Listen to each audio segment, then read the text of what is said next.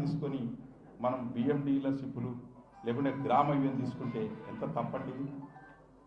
ఇది చంద్రబాబు నాయుడు గారు, లోకేష్ గారికి, పవన్ కళ్యాణ్ గారికి తెలిస్తే ఎంత బాధ అనిపిస్తుంది. మన కార్యకర్తల దగ్గర మనం లంచాలు తీసుకుంటే ఎట్లా? ఎక్కడ మనం సమన్వయంతో పోవాలి? ఏ లీడర్ ఎట్లా పనిచేసినాడు, ఏ కార్యకర్త ఎట్లా పనిచేసినాడు, పనిచేసిన కార్యకర్తకి తగ్గ గుర్తింపు ఇవ్వాలి.